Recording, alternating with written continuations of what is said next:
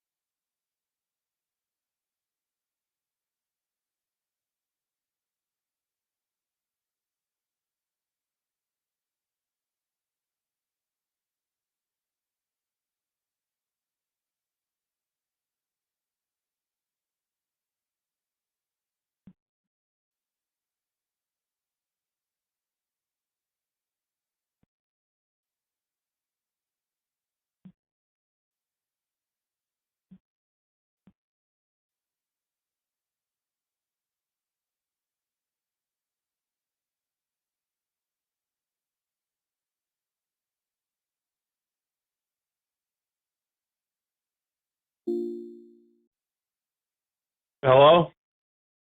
Hey, Yeah. what's up? Yeah. It's recording. Um yeah.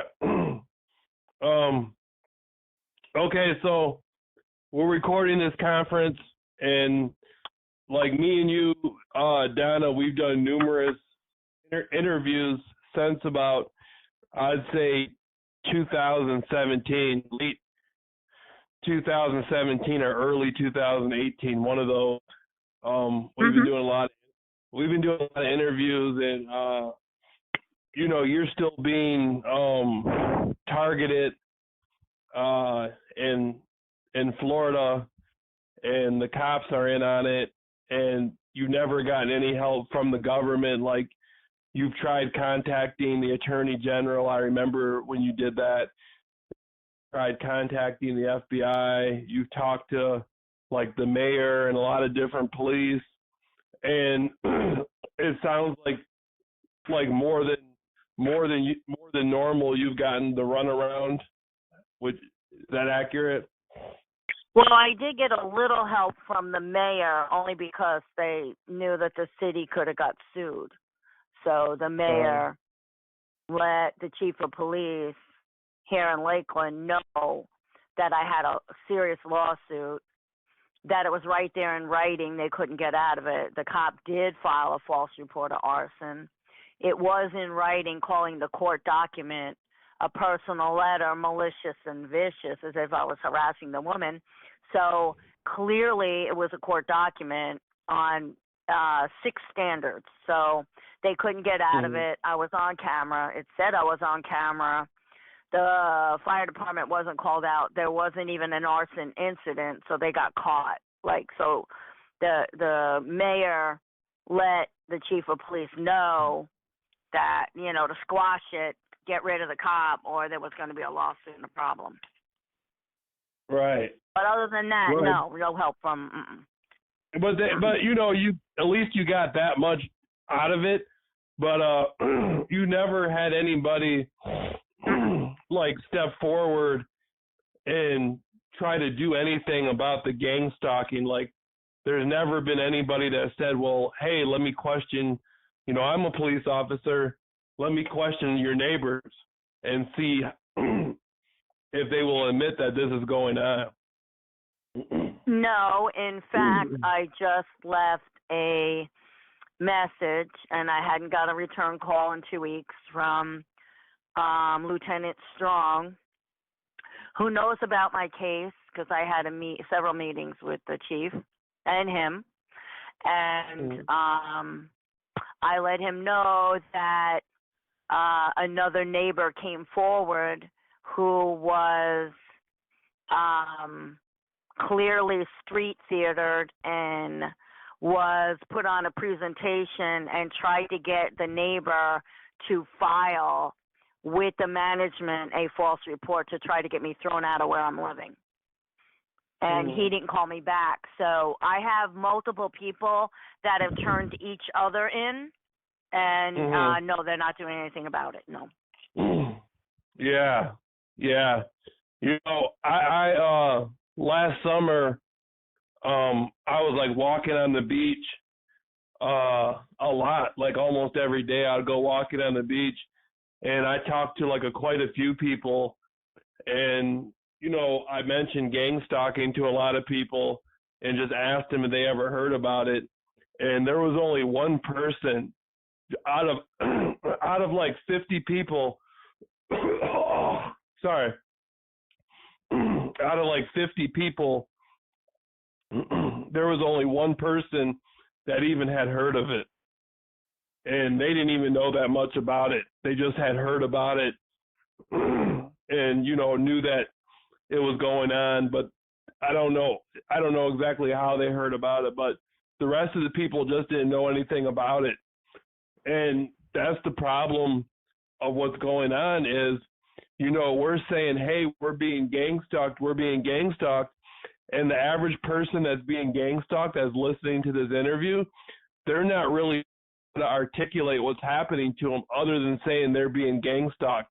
But when it comes down to it, the neighborhood that they're living at, there's like a couple people who are like private investigators who go around spreading disinformation and lies about them and using the people in the community to watch this person, and then they tell them specifically what to do, like what color shirt to wear, where to follow them at, and then the rest of the time they're picking like a person in the neighborhood to send out community alerts about the person. And it's considered community policing. Yeah. They can say the person is some kind of a threat to the community, and they have to be watched. And so a lot of the people they don't even have to give any money to or any prepaid credit cards to or any sort of bonus. The person like gladly does it because they think they're watching the community. And, I was watching a movie last night called Swing Kids, and I was telling you about that. And in the movie, the guy, the guy, one of the like Nazi guys, was saying he was collecting block funds for, he was the black captain. He was collecting block funds and stuff like that. And he was going door to door to door. And, that's kind of like what's happening with these neighborhood watch groups is they got people who are like block captains and like all the people in the neighborhood like get information from that back to that person. And they sit there and harass a target for a really long time. And, the woman who lived across the street from me, Robin Pastuca, I found out at my trial that she was a Freemason because the detective that arrested me, Detective Kyle Neer, and my lawyer, Jeffrey T. Courts, he was a Grand Rapids lawyer, they all did a Masonic pose, putting their right hand over their left hand, or maybe it was their left hand over their right hand, and they did a certain kind of stance. And they all did it at the same time. And so, they did that in that courtroom purposely so I could see. So I knew for a fact that the Freemasons, definitely were the ones who did this to me when I got framed. And that woman, Robin Pastuca, I had seen her and her husband, Joe, looking at my neighbors. And one time I saw them doing sign language with one of my neighbors who was a cop. And all these people in the neighborhood, they kept, when they were doing like these little, what you call assignments, like the gang stalking stuff, they would keep looking at Robin Pastuca's house. Like I don't know, it appeared to me that they were communicating with somebody in the window, and they were telling what to do and what not to do. Oh, I have and that. That's interesting you said that. I have that. Wow. Yeah. Yeah. And I confronted, back in early 2016, I confronted two of my neighbors. I confronted one of my neighbors. His name was Christopher Pesh, and he was involved with this stuff a lot. And he told me, I said, do you know anything about gang stalking or me being followed by the neighbors here? And he said, no, we pretty much keep to ourselves.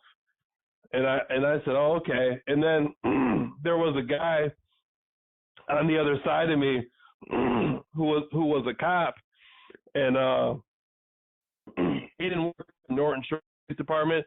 I'm not sure what department he worked at, but I knew he was a cop because I had seen him with his uniform and stuff and everything. And so, but he said, I asked him the same thing. I said, do you know anything about me being watched or followed or anything like gang stalking?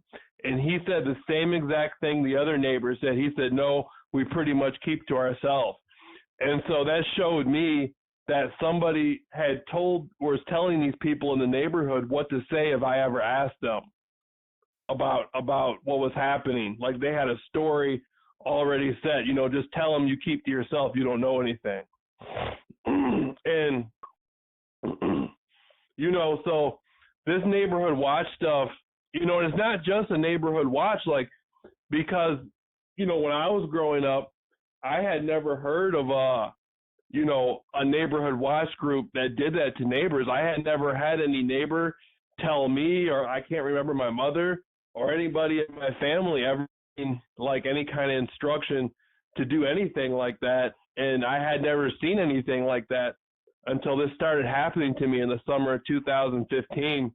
And, the hierarchy of this stuff is pretty evil because they're sitting there, mimicking people, saying things or doing things, to remind you of something that you know about. Like it's a form of psychological harassment. And then they follow you around.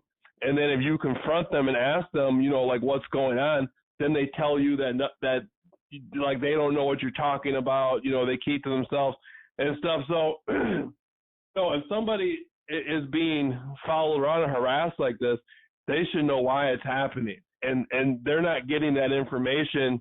And then on top of it, what they like to do is they like to say that there's something wrong with you. Like they like to make it look like there's something wrong with your mind, like you're crazy or something. Like when I got framed and Detective Kyle Neer came over to my house when I was being arrested, I told him that I was being stalked, and he didn't say, "Oh, who's stalking you?" He didn't say, "Well, do you have any evidence?" He didn't say, "How is this happening?" The first thing he said was, "Do you have any psychological issues?" And that seems to be a common denominator when it comes to across the country, is people aren't given the opportunity to give information or to give evidence, to give witness testimony to what's happened to them. They just automatically jump to the conclusion that there's something wrong with them. And so, just like my neighbors told me, we just stick to ourselves, we haven't seen anything. That's kind of like how law enforcement, at least the Norton Shores Police Department, in my case, that's how they reacted to me telling them that I was being stalked. And so, it's really fucked up that this is going on, where you're being harassed and you're being stalked. And what you really need is a criminal investigator. You need somebody to say, well, do you have any footage of this, or do you have any testimony from anybody else? And they're not doing that. You know what I mean? They're going out of their way to make it seem like there's something wrong. You're being harassed and you're being stalked, and all these horrible things are happening to you. Then they're telling you there's something wrong with you if you tell them what's happening. Has that happened to you? Well, of course, exactly the same. The neighbor told me that, now this is where the street theater comes in. Okay, he was walking into the building, and you're not allowed to let anybody in that wants to come in, unless they have to let themselves in or the person lets them in. So they walk in the door, and the door closes behind. So the person obviously went right behind them and then started banging on the glass. Hey, let me in. I'm just here to see Donna. And then they said, no, I can't let you in. We're not allowed. And he said, I'm just here to see Donna. Let me in. He starts banging on the glass, cursing, screaming, getting violent, banging on the glass, throwing shit at the glass, going mad, going crazy. And so right immediately after that, the neighbors, 4 or 5 women of the neighbors, came to them and said, yeah, that guy was at her apartment all weekend. He comes here. There was violence, banging, throwing things, screaming and yelling, keeping us up all late. And we want you to come with us to the manager's office. We need to get her thrown out. We need to get rid of her. It's bad news. And so they said, no, I didn't see any of those things. But see, this is how they're getting people involved. So clearly that person was street theater first. They set them up to manipulate them. And then most of these people have been getting involved with these kind of skits and these kind of, manipulations. So that's how they're getting some of the neighbors involved. You always wonder how, but this is an example. That's one example of what I was told. There's more. I had should I say somebody I gave a ride to in my car. The neighbor saw that I was knew the person. I don't want to say friends with the person because I would say more of acquaintance. Gave the person a ride. The guy calls me up, says I'm sick. I need to go. I take him to the doctor and to the pharmacy.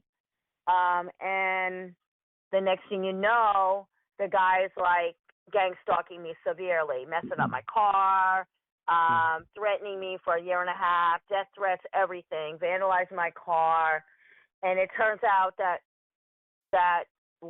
the lady that knew him on the street, so to speak, went to the same church kind of place, the same church. Yeah. And my neighbors, the 2 neighbors, relentlessly pursued this guy to get involved. So this is how they're going after people that they see you even associate with, give them a ride, anything. So they're watching you really carefully to do this. Yeah, So yeah, and 2 people that came forward, 2 different examples of how they're getting people involved. Yeah, there's a video on my channel, on the Rare Art channel, and it's a news broadcast, television, and it's about a woman who, I forget which state it was in, but she was being harassed by one of her coworkers, and her coworker was sending out sex offender alerts for her to politicians and to her coworkers. I even think her neighbors and stuff. And then the woman was sending emails about her to all these people, and I guess she really destroyed the woman's life. And that's a clear example of gang stalking, how there's one person who got this big issue with you, and they're able to manipulate a whole crowd of people around you into thinking that you're this horrible person and that they have to watch you. And the woman who was doing it ended up going to jail for it, only because the woman that it happened to hired a private investigator, and that investigator uncovered what was going on. And,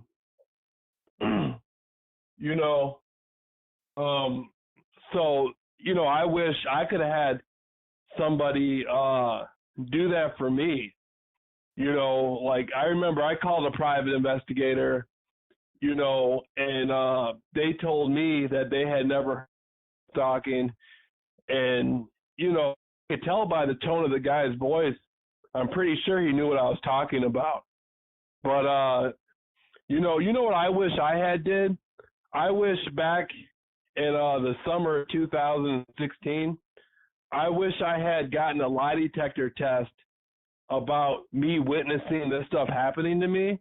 And then I wish I had went and found somebody, like some sort of private investigator, even if it was one from out of town and I had to spend more money to try to figure out what the fuck was going on and how these people were sending out all these alerts about me, because this wasn't just happening in my neighborhood.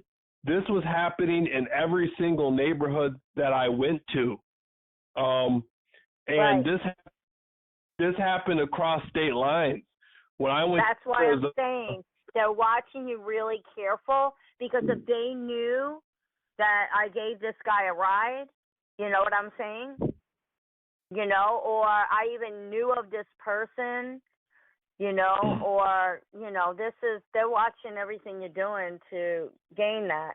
And you're right about the private investigator, because I had an Oriental friend that got gang stalked. And originally when I met her, she wasn't, but she was going through a divorce. And she thought it was her ex-husband when she came to me. She was totally flipped out that they were, overhearing conversations in her private home. And so right. Her father hired a private investigator. It was a guy from a sheriff's office, a previous employer from the sheriff's office, who she befriended. I don't know if they were, together romantically or not, but they hired a private investigator. Her father did, because he had money in the stock market, and he hired one. The guy ended up getting thrown in jail for it. He wired her house. And this was back about 10 years ago. You know what? Myron May, that attorney, and he was a former prosecutor. That's the type of stuff he was saying. He was saying that they had his apartment, and they knew what he was saying in his apartment and all this stuff. And everything he was saying was to the T, organized stalking, gang stalking. And nobody, I guess he had sent letters and information out to all his friends telling them about this. And it seems like there's nobody on the internet. I was the only person. I made a video about him, a few years ago talking about it. And I was the only person online even saying anything about it. Nobody else was saying anything about Myron May or anything. And they depicted him in the news really fucked up. He took that's part of the setups. That's part of the setup. See, I know they're about ready to do the biggie on me. And they're about to set me up big time, and that's how you know, because they filed all these false reports on me so that they can pull them at the end of the day when they really do the big one. I want you to understand what I'm saying to you, okay? In 2006,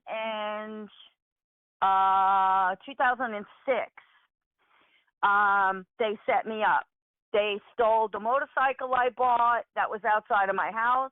I came home. They were loading it up on a flatbed type of thing.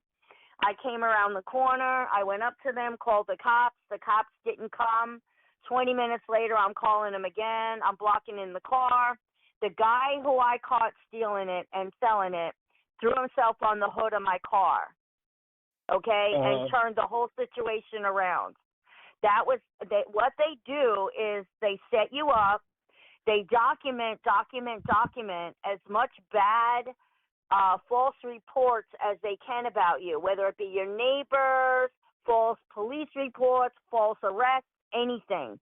And they get all this documentation on you so that they can set you up for the ultimate, you're crazy, you get thrown in a nut house, you're this, that, and the other, you get thrown in jail, or they just kill your ass.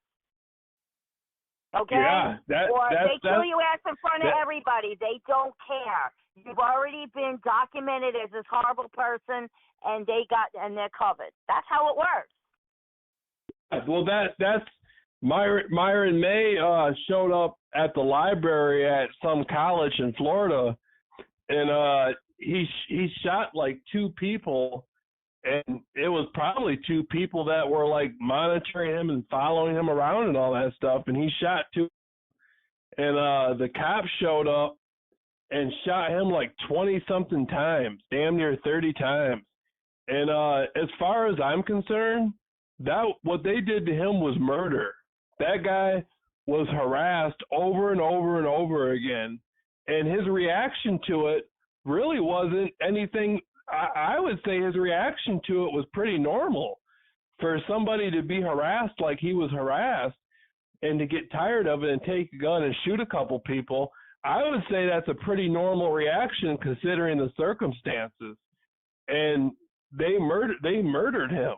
They showed up there and murdered him. One of how many cases? That's just one documented case. But what about the kid that was going up to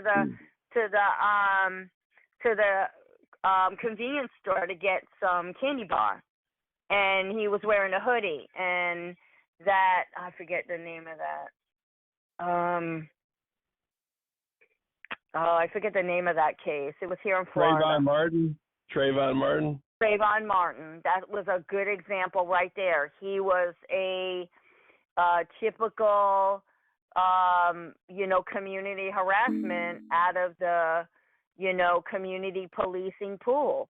And a lot of these people aren't right in the head, and so they get crazy and they can kill somebody. And everybody that's getting gang stalked is at risk for that happening, because most of these people that they do get are not right in the head one way or another. I can get into that. And if you don't think the people that are gang stalking you are not drug addicts or alcoholics on the streets, they are. And it works through the court system. And everybody's happy about it. See, how it works is they do deferment on these people.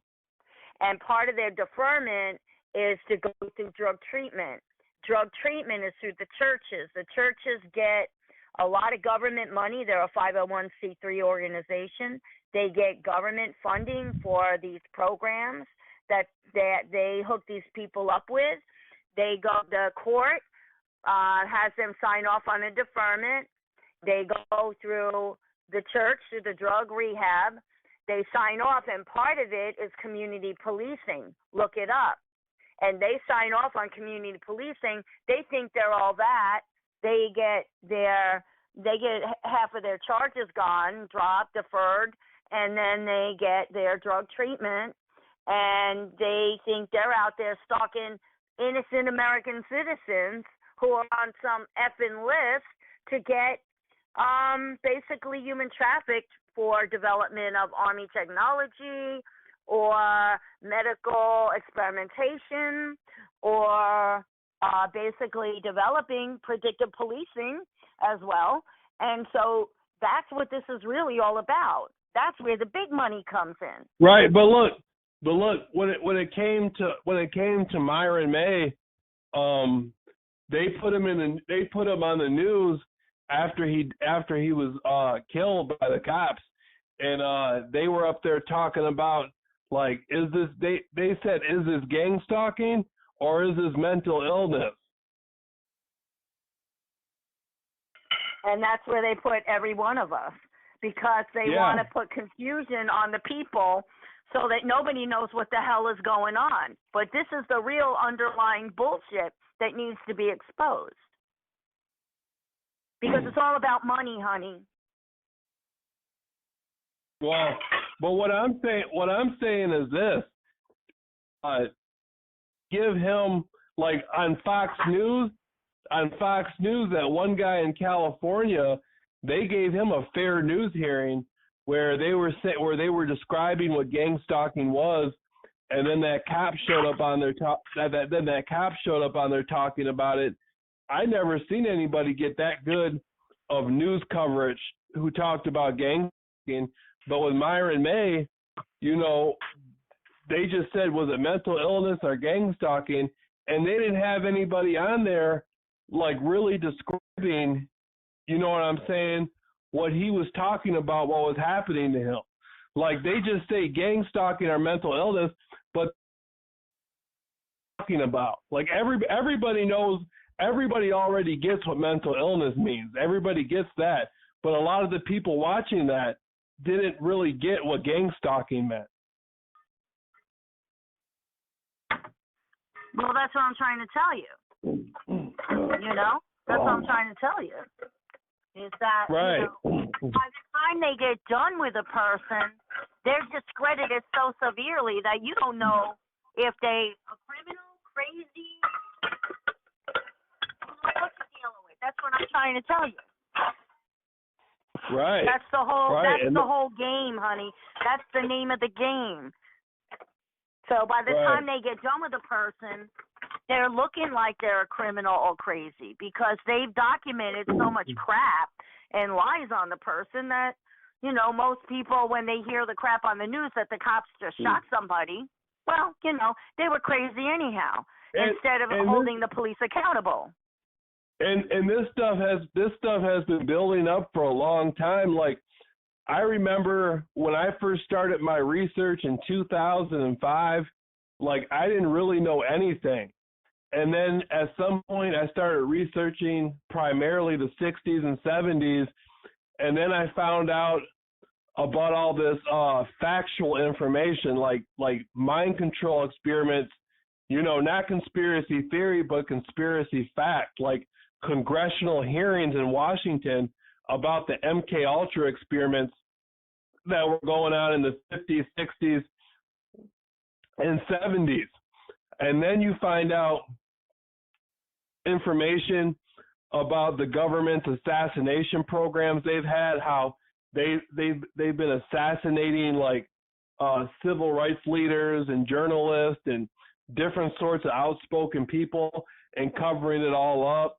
And then after 10 years of doing all that research, reading government documents, reading books, watching the documentaries, listening to the radio shows, and, reading newspaper articles. After doing all that for 10 years, I did like almost 6 hours of interviews with Jordan Maxwell, and then I went to Los Angeles to meet Jordan Maxwell. And when I go there to meet him, then he's showing me that he's a Freemason, and he's not only a Freemason.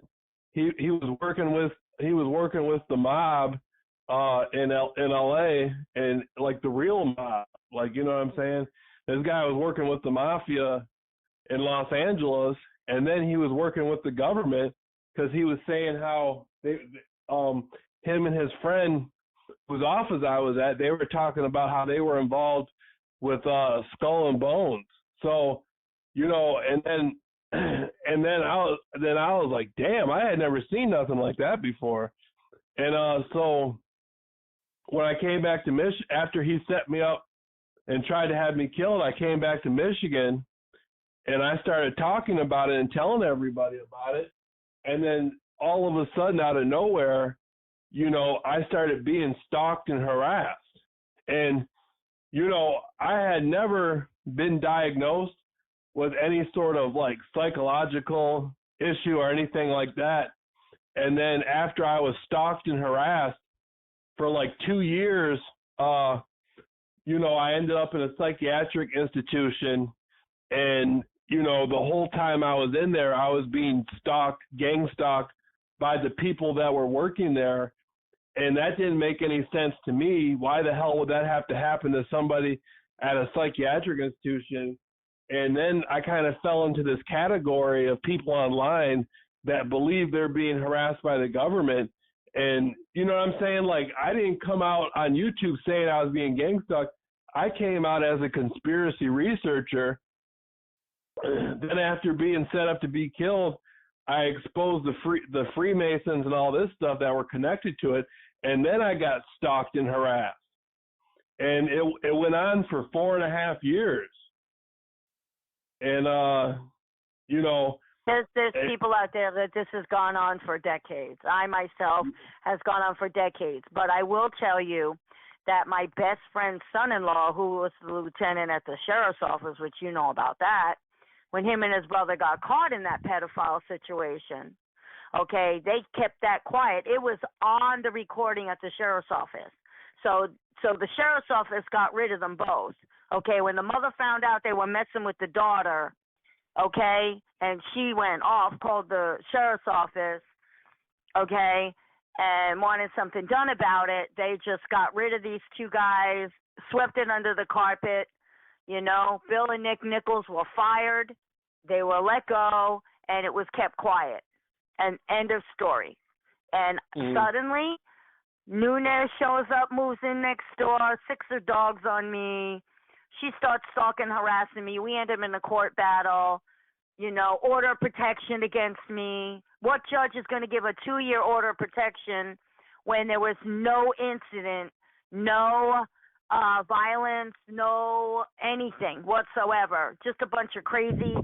She was talking about me to the neighbors, making me feel uncomfortable. Is that any reason to give an automatic 2-year order of protection? No, it's unheard of. So the judges are involved. The courts are involved. This is what I'm trying to tell you. This is big. This isn't just little neighborhood watch. Yeah, I know. I know for a fact that judges are involved because Judge Raymond J. Carava in Muskegon County, where I live at in Michigan, he was the one who oversaw my trial, and he definitely knew that I was being framed. There's no way all this happened in his court without him knowing, and there was a lot of stuff I saw at that courthouse while I was coming and going from the courthouse. I was being gang stalked by not just him, but a lot of other people who worked there. His secretary was doing stuff. She would come out in the hallway and just like look at me and go right back in and like that. And she did it a lot. And the way she was doing it was the same way it was happening in the neighborhood when I was being gang stalked. And so I know for a fact that there's judges involved in this stuff, and they framed me. I didn't just get gang stalked at his courthouse. I was framed in his courtroom. And like this is almost like I compare it to the Holocaust, because it's almost like having to wear the Star of David, except you don't have to actually wear any star. They just kind of put some sort of electronical voodoo on you, kind of, where wherever you go, the people get all these alerts and they're told how to follow you and what to do and what not to do. And I can't believe all these people are complying to it. Like, I don't know exactly how it works and what all these different people are being told and who's sending it to them. I don't know all that information, but I know all these people are complying to it. Like, and I'm still in shock over the whole thing. I've never seen that many people comply to something, like not like that. You know what I'm saying? Well, when they build up a record on you behind your back, and they got all that paperwork to show people, most people don't care anyhow. They get one good story and a little bit of incentive, and that's good enough for them. Right. And there's a lot of people, like what I was saying about Adolf Hitler, is there's people walking the streets in Europe and in America who would do the same thing if they had half the chance. They do. There's people walking the streets right now that would kill people and lock them away in camps and stuff like that if they thought they could get away with it. And these people that they're using to gang stalk people, they're glad because they've been waiting for somebody to take all their stuff out on. You know what I'm saying? Like a lot of these people, they're given this authority to follow and harass people. Like they didn't have to go to a police academy or go to the military or whatever on the streets to follow people around and harass people. Well, I just told you one documented way that the alcoholic and drug addicted homeless community is common knowledge to this. And I just told you how and why, and that's just one way. Yeah, but this is going on, like I've been to areas where like people on drugs and people with no driver's license and drug dealers and all sorts of people follow me and stalk me. Like this isn't just going on in drug rehabs or through community watch groups. Like the people who are setting this stuff up, they're going through like every aspect of society. Like they're contacting a lot of. Oh well, if you call up Polk County here in Florida, they say we have 3,600 senior volunteers alone in our community program, and they answer the phone that way. So they get incentives. The senior, the husband and wife senior people are driving around, pulling into the disability right up in front of the stores where you go, and they get incentives off their car insurance and off the sale of their car and off their restaurants and everything else in the community by cooperating doing this. Right. Like the girl that I was talking about on YouTube that was following me around, this is really fucking crazy, but she was following me around in a lot of different cars. And I couldn't figure out, like, why the fuck would anybody go through all this trouble to find all these different cars for this girl to be in and ride with different people and all this stuff. But they were doing that. And the only thing, the only fucking thing I did was send the girl flowers and then make YouTube videos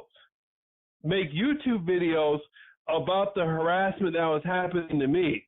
And they in my house. Phone's going out. Huh? Your phone's going out. Can you hear me now? Yeah. Okay, well, that detective came to my house and he said, did you try to pull Robin Pastuca's daughter out of a car? And I said no. And then when I said no, and I said I just sent her flowers. But what they didn't tell me, they weren't talking about the girl that I was talking about. They put a whole different girl in the police report. The girl I was talking about, I believe her name was Jamie Pastuca. But what they did was, she has a sister that looks just like her, named Samantha Pastuca. They both look alike, and they both live But what Detective Kyle Neer did is he put a woman named Amanda Cherry in the police report, put her name in there, and he put Amanda Cherry in the police report, and then it shows in the police report that Amanda Cherry never lived across the street on Lauren Drive. Amanda Cherry lived in Roosevelt Park, which is a completely different city. Roosevelt Park is a long ways away from Lauren Drive. It's a completely different city. Okay, so he said Amanda Cherry was driving to her mother's house, Robin Pastuca. So Amanda Cherry is probably her daughter from a previous marriage or something like that. But anyway, she's saying that Amanda Cherry was driving to her mother's house, okay, or leaving from her mother's house, and they're saying that I walked up to Amanda Cherry and tried to pull her out of a car, and then Amanda Cherry got scared and drove through the red light on her way out. No police ever contacted me over that, and I never heard anything like that. I don't know who the fuck Amanda Cherry is. I never saw Amanda Cherry in my life until the trial. I never even knew who she was, never seen her before. And so then they claim that then after that, then I sent Amanda Cherry flowers to Robin Pastuca's house. Okay? And so that's fucking insane. Out of nowhere, I just try to pull some woman out of a car, and I never even seen her before in my life, and she doesn't even live in the neighborhood. But then I send her flowers to Robin Pastuca's house. How would I know that she was coming from Robin Pastuca's house? That doesn't make any sense. I've never seen her before. And then on top of that, they said I was making YouTube videos about her. But the girl that I was talking about on YouTube, I said that I had met her in 2012, which I did. It was Robin Pastuca's old daughter living at the house. I had met her in 2012 because she walked out of the house and introduced herself to me. And then in 2015, when all this gang stalking stuff started happening to me, that was the daughter that Robin and Joe Pastuca were using to follow me around. You're lucky that that was the only thing that they had come up against you. I had found an 8-year continuous investigation under Children and Families and Adult Protective Services, both, mind you, for 8 years consecutively, and it all came back, no evidence found, year after year, no evidence found. But they kept an open case for 8 years, and they opened these cases up over ridiculous shit, okay? But they will use your own family members to do it, okay? And believe it or not, if your own family members are promised a car, they may go for it. If they're told a story that another family member that didn't like you 20 years ago, okay, and they call them up and tell them the shit, they may go for it. Right. I swear to you, they may go for it. You know, if your kid's pregnant and daddy ain't paying, they may go for it. I've had it happen. I'm just letting you know. They got a million setups. But I want you to know something. They've got to keep an open case on you. If you're under the predictive policing, they have to have an open case on you in order to get that money from Homeland Security. Well, I don't think I was lucky in any kind of way because I had to spend a year in jail. Well, and, what I'm saying is that I've had more setups than you can even begin to imagine. I had a triple setup on me in 2017, and it didn't pan out. They got caught. Right, but you didn't have to go to jail for a year, though. They almost did on the, I had the guy that stole the motorcycle. They reduced the charges, but that was 2 counts of aggravated battery with a deadly weapon. and he threw himself on the hood of my car and claims I hit him twice. He had no injuries at the ER, so the charges got dropped to lesser charges. Somehow it got deferred. I don't even know what happened. It kind of, went on. I don't even remember what all happened with that. But in 2000, I just want to tell you how many times over and over and over that they continue to try to set me up. In 2017, they knew that I cared for this little old lady that I used to do nursing care for. She lived like a dog. Her family didn't care about her. I would do anything for the woman. And so I was trying to help the woman. I got her out of a nursing home to save her life. And I was getting her house fixed up so she could move back in. Her niece was a druggie, and she had charges on her, okay? And I came back this one day, and she said, "Oh, my lawyer might get me out of my charges. I was there all day." And I said, "Well, why didn't you come get your aunt here?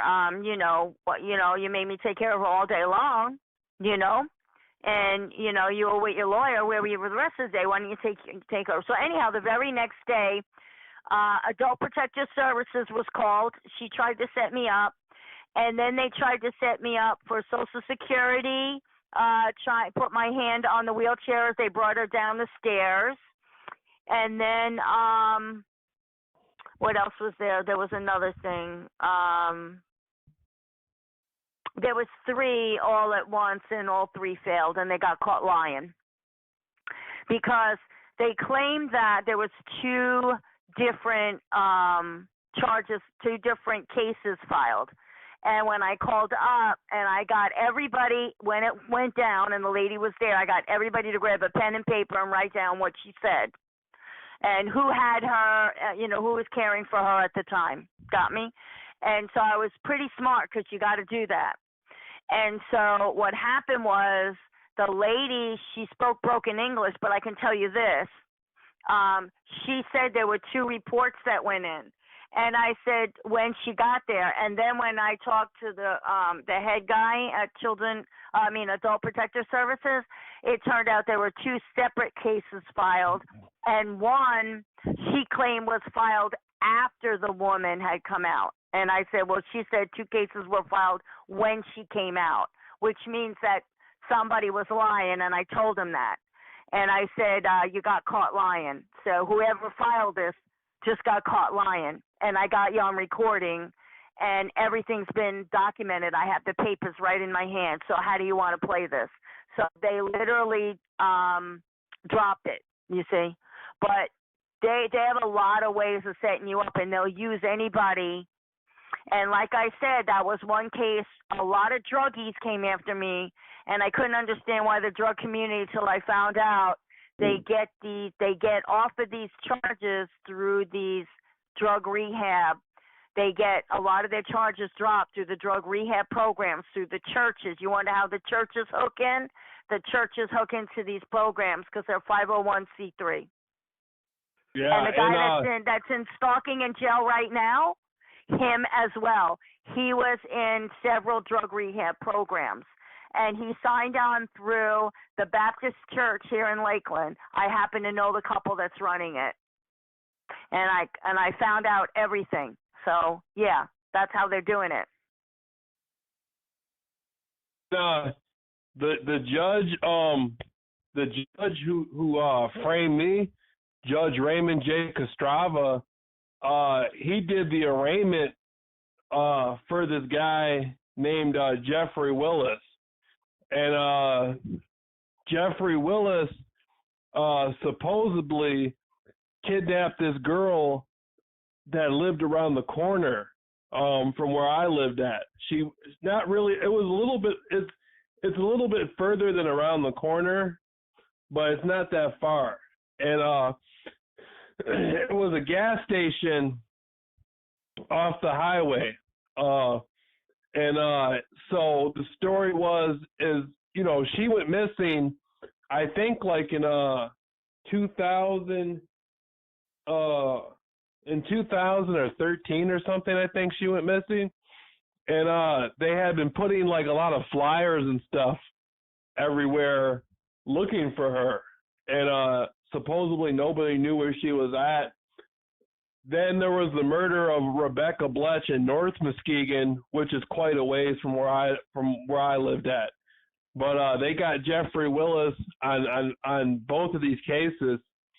But now the judge who did my trial did his arraignment, and Jeffrey Willis was in jail, and the sheriff came in there to his jail cell and stole his notes. And they talked about this, and Jeffrey Willis gave testimony like how they stole his notes and all this stuff. And, you know, it makes me really think, you know, why the fuck would they care about his notes? Like, why would they steal his notes? And so, you know, I think there's something really wrong with that case. And the mother of Jessica Herringa is saying the same thing. She's on Facebook, and she runs some kind of Facebook group. And she's been up there talking about how she believes there's some kind of cover-up going on, and she isn't sure if Jeffrey Willis had anything to do with it, had anything to do with the kidnapping of her daughter. And after I seen the way they framed me in my trial over a fucking misdemeanor, it leads me to believe that there might have been something really serious that happened to that Jessica Herringa case, because Jeffrey Willis had read some pages after his sentencing, and he talked about how the prosecutor would never look at him and look him in his eyes, and he talked about how the Norton Shores Police Department was extremely corrupt, and he talked about how a cop at the Norton Shores Police Department had murdered somebody and threw some guy off a roof and bragged about it and all this stuff. And so he knew a lot of those police officers. And it makes me think that there's something going on, you know, with that case that people don't know about. I tried to write him and tell him about how I got framed. I wrote him a letter, and then I contacted him through JPay, which is like an electronical email where you can email prisoners. Like, I think they get it printed out on paper, but you can do that too. And so I tried contacting him both ways, and I never heard from him. But as soon as I started researching in to the Jeffrey Willis case, like within less than a week, some people showed up to my house at like really late at night, like 12 o'clock, 1 in the morning, something like that. And they were banging on the goddamn door real loud. And I looked in my backyard, and there was somebody back there with a flashlight, and it looked like the cops. But the people that were banging on the door, I couldn't see through the door. Like there's a see-through, there's windows on my door, so you can see through, but it was blocked by the blinds. But what I saw didn't look like police uniforms. It looked like a cop in the backyard, and then it looked like two regular dressed people banging on the door. And the feeling that I got when that was going on, it felt like I was going to die. Like these people were here to kill me. And I never opened the door. And I called my mother, and I told her what was going on. And then a friend of the family had come over, and he said he didn't see anybody there, right? And then my mother eventually came home, and I should have recorded it because she didn't get it. She thought that whoever came there was like the friend of the family guy. I said, no, that was before I called you and told you. Somebody came to the door, was banging on the goddamn door, and they didn't just bang on the door like a few times. They were there for like 20 minutes, just banging on the goddamn door. And I don't know what the hell they wanted, but it looked like some sort of like desperation from the police to try to come over there in the middle of the night and get me to come outside so they could try to set me up and kill me and cover the whole thing up. Okay? And that was right after. I had a lot. Yeah, they do that. They do that. That is a very. And that was right. That happened. I had never looked into the Jessica Herringa case, and then a few days after I started Googling stuff about it, that happened. Okay, and so this was also a time when I had taken a lot of stuff online and put it on, and I didn't have many videos up, and I think they were looking at it like if they killed me, there wouldn't be that much stuff online, so it'd be better to do it now. And so after that happened, I immediately started exposing. I made a lot of videos about Jeffrey Willis and Jessica Herringa and the cops coming over to my house in the middle of the night and all this stuff.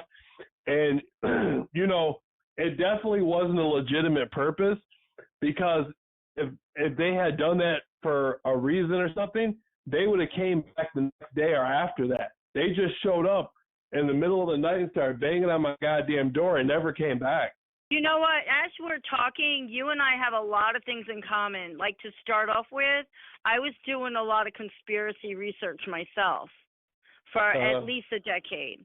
Then another thing is, do you remember I told you the cops came to my house and asked me to step outside at 3 a.m, and they reported the bike stolen after I had been the guy turned it around, that I ran him over with my car? Yeah. My car wasn't even moving, man. But they came to my house at 3 a.m, asked me to step outside. I told them, freak no, I was in my pajamas. What the hell did they want? And they said, did I know anything about a stolen motorcycle? I said, what are you talking about? I own it. So that I know that they do that kind of tactics. But here's the thing. When I was heavily gang stalked, is what you're talking about at your house, where they come to your door, all kinds of nasty people come to your door. I moved into a house right by where their mom lived, where the Bill Nichols, the lieutenant, the sheriff's office, his brother lived in the mom's house. Like, it was only 2 blocks behind me where I had moved into. I did not know this. The whole neighborhood, I was gang stalked so bad, I had to get out in 30 days. They were trying to climb in the window when I was home alone in the bedroom. For real. I mean, they were banging at my door with hoodies on, standing where I couldn't see them, banging on my door like that, claiming they were selling alarms and shit, all kinds of stuff. They had people pulling up in front of my house every 15, 20 minutes. We thought the guy across the street was dealing drugs. I called the cops. They told me that no young guy lived there, that only an old couple lived there. I said, well, that's not what's going on here. So it turned out that the cops were lying. And he was a lieutenant at the time.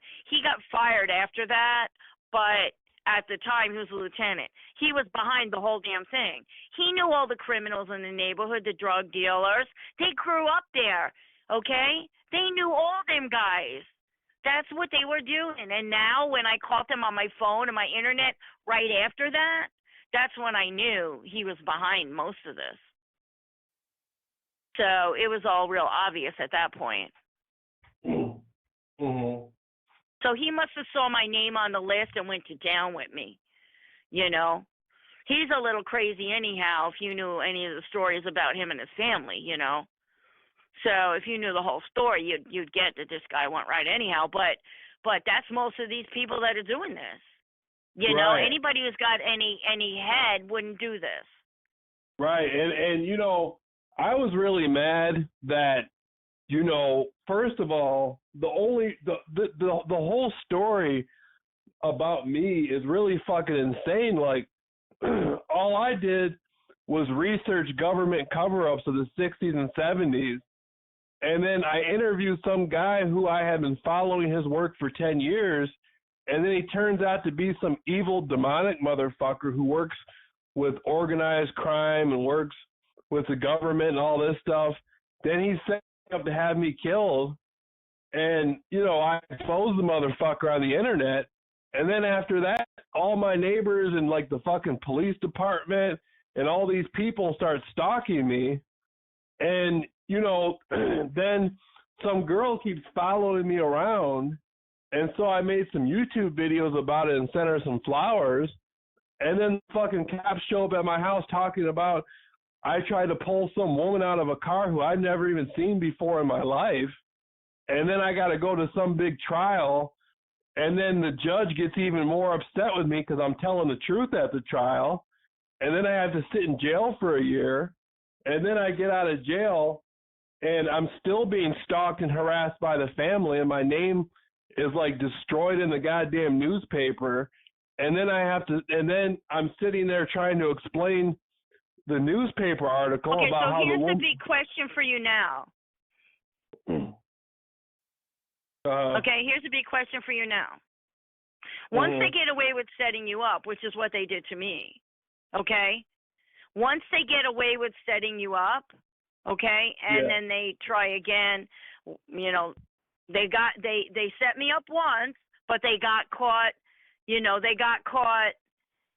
after they did a row of them, you know, the big one with the arson charge. Okay, so they got caught on that one after a long row, right? So they got caught, okay, which means that they do this more than once, okay? My question to you is, what are you going to do? Hello? Yeah. Okay. My question to you is, what are you going to do when they try to do it to you again? Because I know that they're trying to set me up again. Right. Well, that's a good question. I'm watching them play it out right before my eyes. And, you know, when I got, like, thoroughly questioned by one of the neighbors, I told him, you know, what the freak's up with all the questions, man? And I walked away. But my point of what I'm saying is, it never ends. Most people don't stop, you know, getting gang stalked, man. Once they hook on to you, it don't end. I'm sorry, I don't know anybody it's just stopped. You know, it gets quiet maybe for a few years. It's been quiet sometimes for me, but for the most part, they've never really stopped their game. Right. I mean, I literally, all I did was call the police because they were stealing my motorcycle. Okay? And they stole it and got away with it, and the major never called me back. Right. Okay?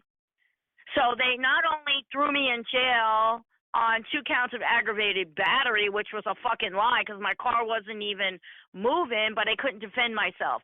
The cop never kept the guy's driver's license that was buying it. Okay, my daughter was underage and couldn't testify, right?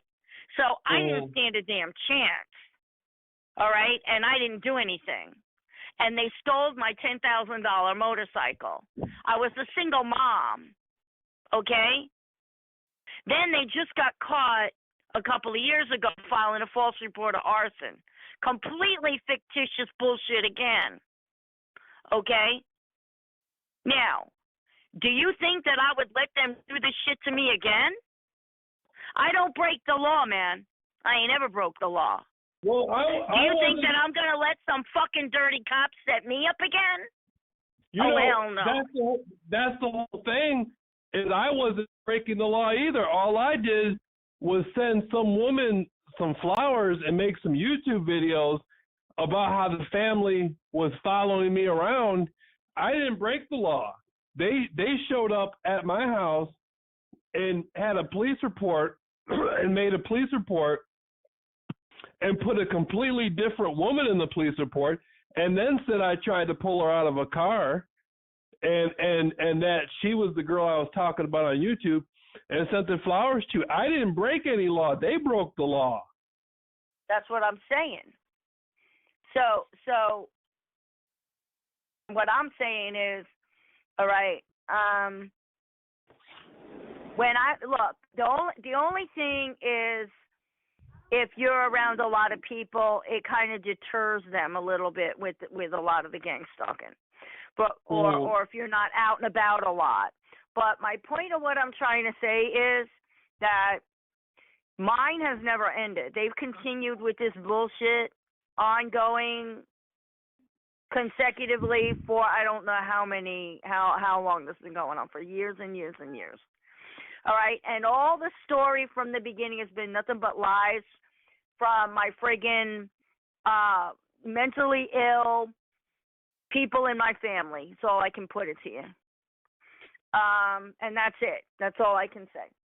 And that's where it stemmed from, some of it. But for the most part, because I went through a very bad divorce, and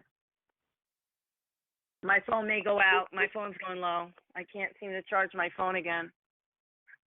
My phone's just not doing the charge thing.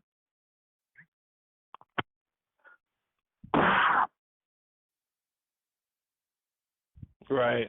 Your phone's dying? So my point of what I'm saying is,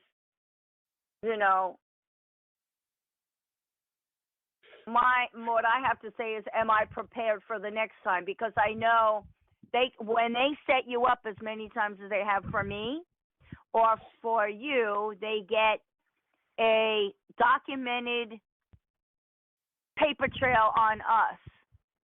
And so then they think they're capable of anything on us. Because now they got documentation, a bunch of lies on us. So now they can pull any shit they want. Right. What they do is they try to discredit people and make them look as bad as possible. And they've done this to a lot of people, especially people in Hollywood. After they discredit them and make them look horrible, then they kill them. That's about what their intentions are. So, that's what they're going for. I'm not stupid. They've been trying to kill me. I've been hit 10 times by speeding cars. What the hell do you call that? Right. There was there's a rapper that calls himself DMX, and he started rapping about God and all this stuff, and then when he did that, they started harassing him and like locking him up for like stuff that they never would have locked him up for before, and they really tried to destroy his reputation. And a lot of people thought they were going to kill him, like because they had completely ruined his image and everything, and so they thought the next step was they were going to kill him. And he's dead now, but I don't think they killed him. I don't necessarily think it was like the Freemasons or something that killed him. I think it could have been more natural, but because this was years ago when they were destroying his name, and it was a lot of years before he died that they were destroying his name. But a lot of people back then thought that they were going to get rid of him. And like what I don't get is how I was on YouTube, living next to all these people who were doing this to me. And I kept, and everybody saw that this was harming me, what they were doing to me, and they didn't care. They just kept doing it. And then I get framed, and then they put in the newspaper that I believed in gang stalking, paranoia, and all this stuff, when they had all these people participating in it who were witnesses. Like, they just really didn't give a fuck. They just assumed like nobody was ever going to do anything to speak out about what was happening to me. No one was going to try and help me. And, like, that just goes to show, I was on the internet the whole time getting footage and doing interviews and doing self videos explaining all this stuff, and they just went full forward with it.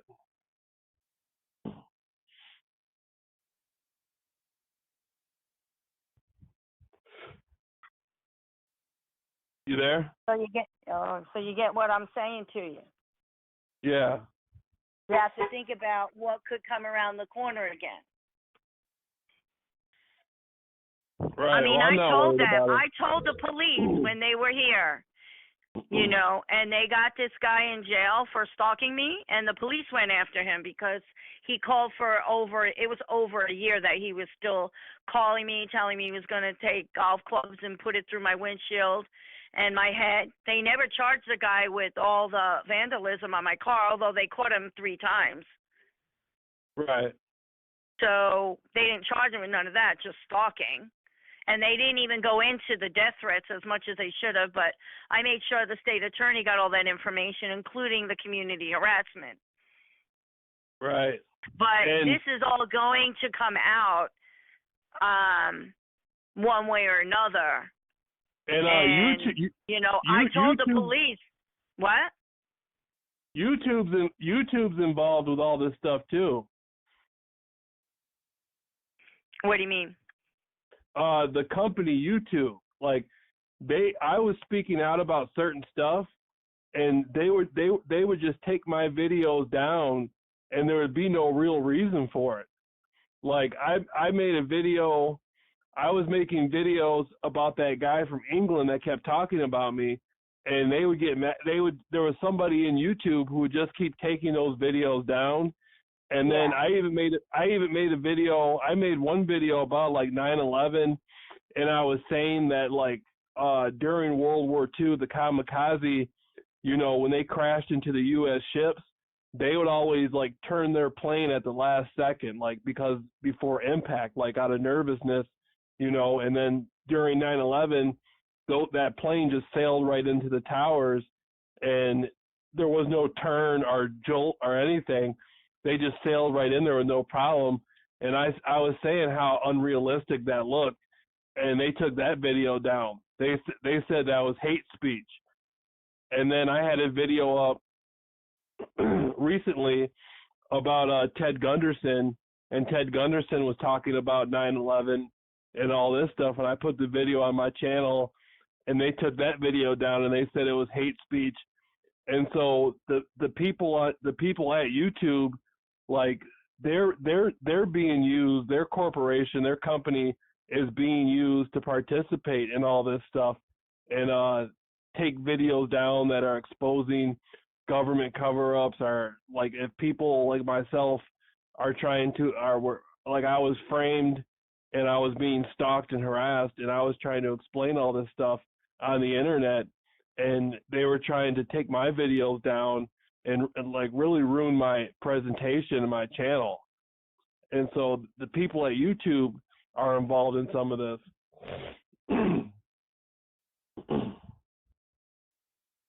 Well, I guess the best thing that I would like to be left with is when they think that they're going to take me out and use the discredit campaign that they've done against me at the end against me, okay? I have enough documented proof of everything that I say. I kept all my paperwork, and I have videos, witnesses, and pictures and everything. So I prove everything that I say 100%, and it ain't no shit-ass dumb, gang stalking videos that you see on the internet that are really stupid. I got good videos of them gang stalking me. I have really good videos, and it's undeniable what they do in most public places that I go to. Right, yeah. Somebody needs to do a documentary on me, seriously, and when they think that they're just going to take me out and throw me like a sack of shit on the side of the road, it ain't going to work that way. That documentary that came out on Vice about the nightmare world of gang stalking, the way they did that documentary, it was all right, but a lot of it made it seem very unrealistic, like what was going on. Like the way they presented it and the way the people spoke about it, some of it was realistic, but a lot of it didn't seem too realistic. Well, in my particular case, it's not like most people. Mine is really obvious. And I have way too much heavy gang stalking for it not to be something seriously wrong. I've been assaulted at work more than one time. Don't you think that's a little strange? I've been hit by speeding cars 10 times. That's a little strange. Yeah. I've been multiple home invasions. I've had almost 6 vehicles stolen from me. You know anybody else that could say all these things that I'm talking about? Right. Okay. Yeah, I've been filming all this stuff. I carry a GoPro. It's shocking. So, you know, there's cases out there that people get thrown in jail and have people just come along and start testifying against them that are just framed and set up and lied about. It's happening every day.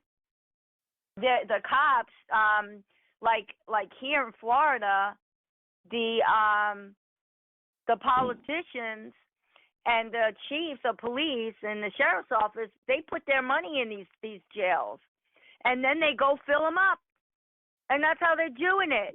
They are professional entrapneurs. They entrap people. They know how to entrap people. Mm-hmm. That's what they do. Right. Yeah, I've been hearing I've been hearing bad stuff about Florida for like a lot of years, even way before I met you. I remember hearing stories about the police in Florida like a lot of years ago, and to be honest with you, you know, I never seen, like, as far as Michigan goes, I had never seen as much corruption coming from a police department on a single individual as what happened to me. Like, I'm sure it's happened to other people in the past that never had a presence online and never got any media publicity so they could explain it. I'm sure it's happened to a few people over the years, but what happened to me was like really fucking insane. And the girl that I was talking about on YouTube, not the one in the police report of Manicherry, but the actual girl that Robin Pastuca's daughter that lived at that house, I believe her name was Jamie Pastuca or whatever. There's like no information about her online. Like there's a few pictures of her online, but that's it. There's no information about her name or anything. It's like she doesn't even fucking exist.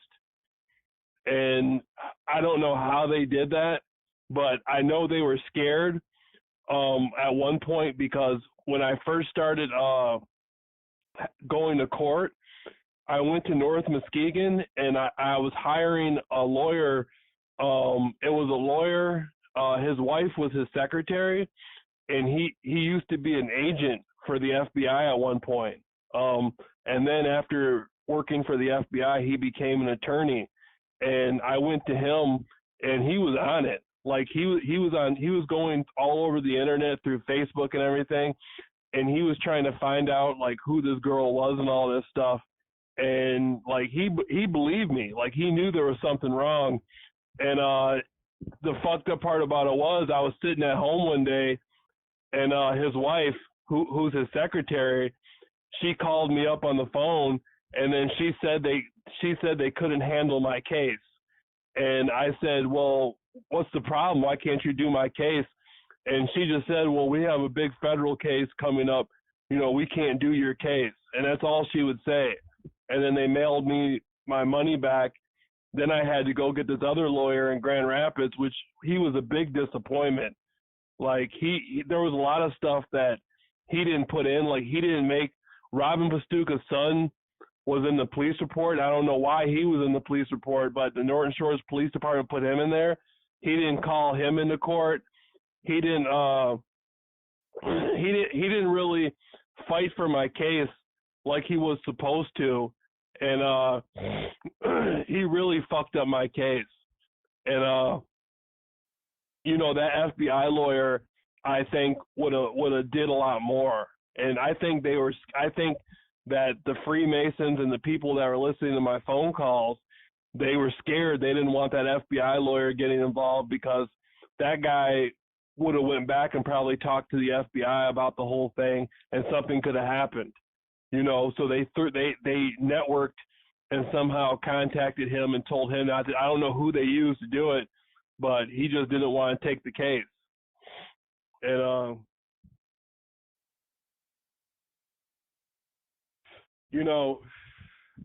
that really fucked me over, because I needed him. Had he took my case, I think I could have won it, or at least there more information would have came out about Robin Bastuka and her family, who, because they never spent too much time at my trial. Like I was saying, listen, I sent the flowers, I made the YouTube videos. It was not for Amanda Cherry, it was for the other daughter, and I told them that at my trial, and they just didn't want to hear it.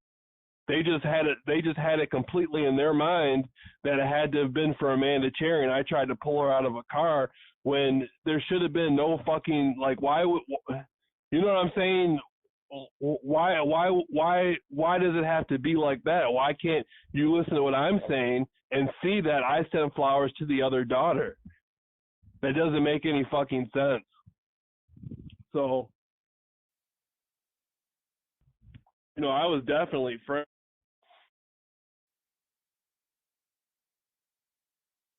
Well, what they're doing is illegal.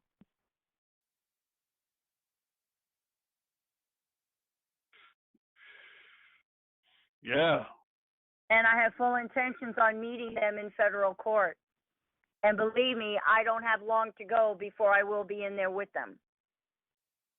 Right. And I'm telling you, I'm going back 25 years from the day that I first got my first apartment here in Florida. And there was a guy in my apartment with the wire, okay? And the police did not charge him as they should have, like every single case that they had. Right. And they had a reason for charging the different charges that they charge these people with. There were reasons for it. They were making a paper trail. I hope they don't do this.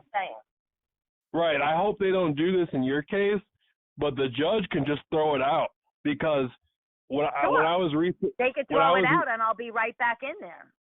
When I was researching that Jonestown stuff, the family members of the victims who were murdered there, they got into court, and they came up with this presentation saying it was a Central Intelligence Agency that was involved in all that stuff, and they had like a lot of information to back it up, and the judge threw the whole case out, but he made it so they could never go back to court with it again.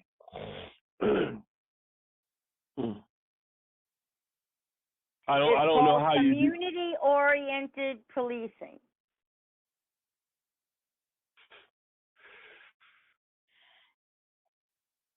Yeah, some of it is illegal, that, like what they're doing. Some of it, like that guy that Nappy Roots had, that he interviewed. That guy said they were doing it out of like, as far as he was concerned, from his participation, they were doing it out of the mayor's office, and they had to sign contracts saying, that the people at the mayor's office wouldn't be held liable if they did anything wrong or they got in trouble. It would just be them. And so some of it is going on, like the community policing program. Some of it's going on out of the city or out of the police department or whatever, but a lot of it isn't. Like I've seen a lot of people who I know for sure weren't at the mayor's office. You know what I'm saying? Like they were just being contacted on the streets and paid to do this stuff.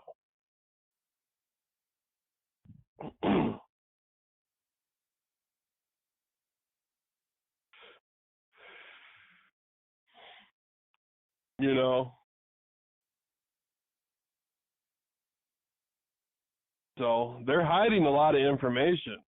And then I have a lot of people that I will be calling on this stand. Then you can see, like that woman Paulita Cooper, who was stalked by Scientology. The FBI got involved and arrested like 8 people who were harassing her, and that was gang stalking.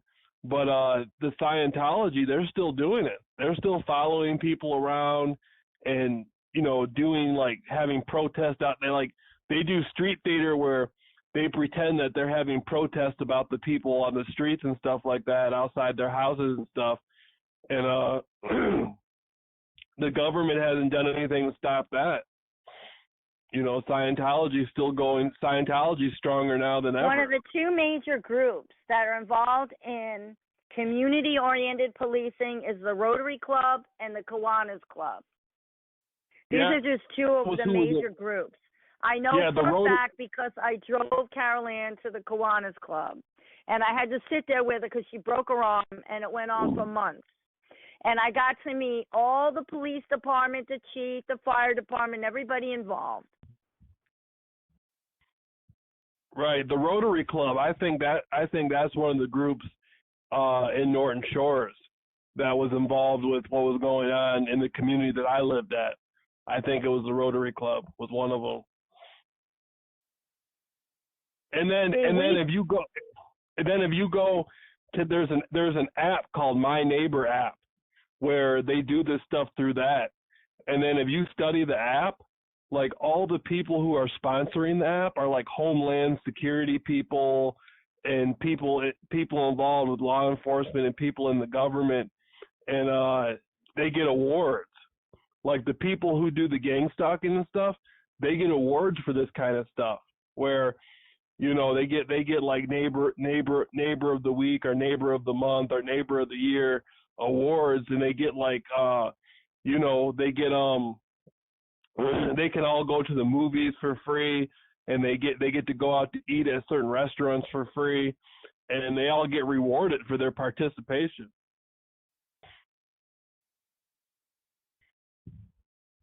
Well, like I say, it's really not gang stalking. It's more community-oriented policing. It's all the same. Well, that's the title. All gang stalking means is you're being stalked by a group of people, and that's what they're doing.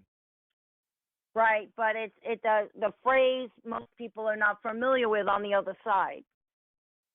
Right, I guess it just sounds nicer. I guess community harassment or whatever, I guess it just, maybe for some people it just sounds nicer, but it's the same thing.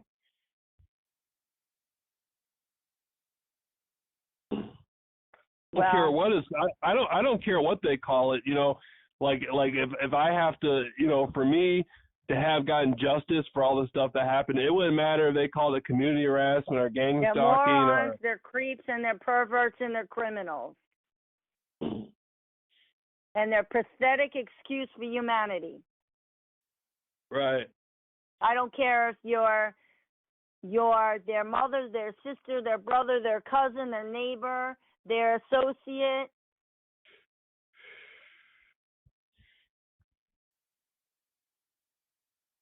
Because what you've heard about these people are lies.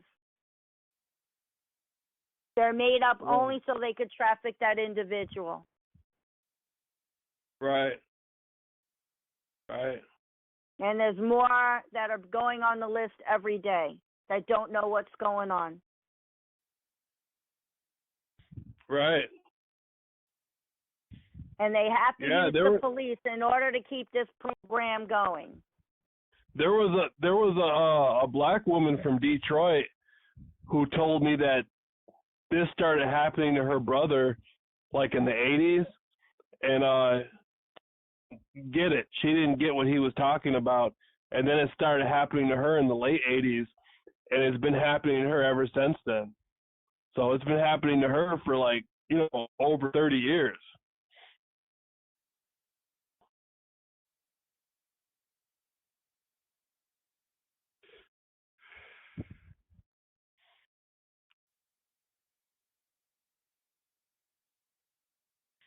So they're going to have to do something. Mm-hmm. They need to do something about it. It systematically denies a citizen their rights. It destroys families. It makes them unemployable, homeless. It drives them to suicide. There are murders. They are tortured relentlessly 24 hours a day, 7 days a week. It's psychosomatic. Literally, it is with the noise campaigns, the smear tactics, the gossip, the campaigns, the rumor campaigns, tax, jobs. They don't know where their next meal is coming from. It is to destroy and kill a human being. Right. It is highly illegal. Conspiracy is 25 years or more.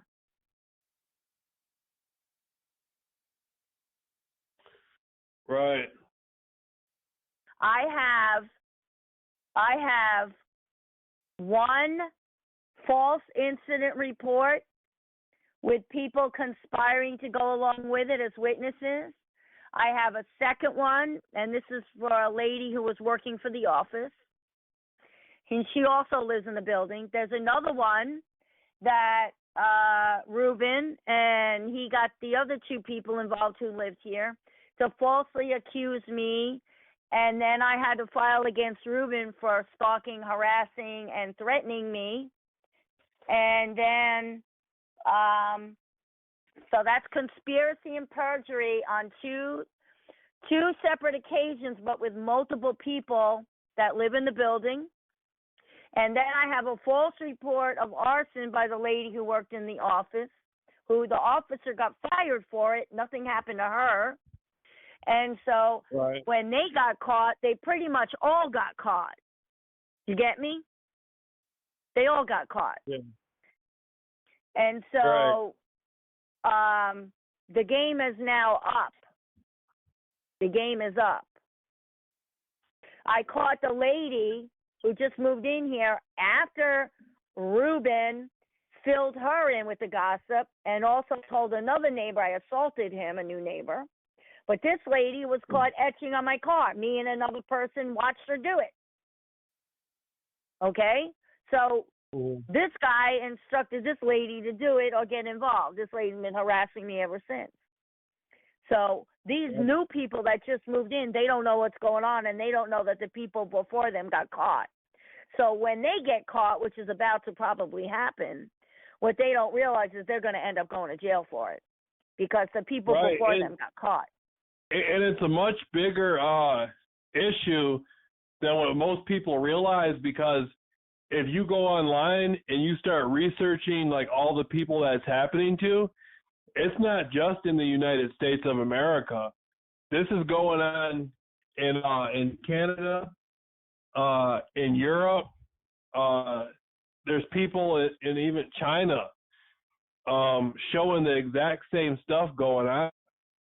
And so, law enforcement is really intimidated by all this stuff because they're realizing that whoever the people are behind this stuff, that they have access to not just the higher levels of this government, but they have higher levels of all of the governments, or at least most of the governments around the world.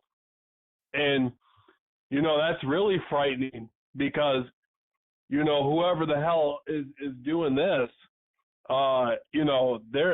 they're able to control governments all over the planet. Well, these cases have got to start getting into federal court. It's against our federal constitutional rights. And if you don't have a lawyer to represent you, fuck it. Go in there by yourself and represent yourself. These cases have got to start getting going, okay? They're violating big-time laws. Conspiracies 25 years or more right off the bat. This is not community policing, okay? And if that were the case, then why don't they treat you like another citizen? Well, then there's something wrong there. Then you are being discriminated against. Your constitutional rights are being violated. So they got this massive campaign going to do this to all these people, but then they also got a massive campaign going to, cover it all up. and You can't one of cover the this stuff up when you walk in before a federal judge and you've got hate crime, hate crime, hate crime, hate crime, hate crime. When you got 43 cases of hate crime on your car alone, and then you get a new car, and that car's got hate crime and stolen, and then you get another car, and it's been hit 3 times, and then you got this hate crime. they'll just throw it out. No, The sir. When you got an outstanding amount of hate crimes against you that is so obvious, then I can tell you somebody's got to take the blame for it. Do you understand? Yeah, but, I hear what you're saying. Yeah, but no shit. They throw it out if they don't want to prosecute it. Well, then you wait for the next one to come along, and then you bring it up again under a new person and a new incident, and you just keep going into federal court. You just keep taking them to court. Right. They usually only pick the bottom of the barrel anyhow. They're going to pick the little shits that are too stupid to know what's going on. They're just hateful little shits that believe what they're told, and they're going to get caught. Okay, and they don't care about them anyhow. It's the cops that they try to protect. But look, I got an officer. He's not working anymore. The lieutenant, he's gone. The first responder, he's gone.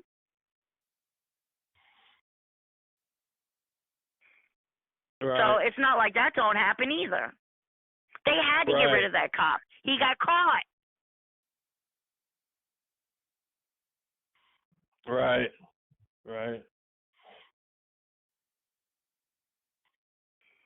These people can't look at me around here. They can't even look at my face. They go, "Oh, hi, Donna," and they look the other way. Yeah, my ass, Listen, I got to go. I'll call you back. All right. All right, thanks, sweetie. I'll call you back.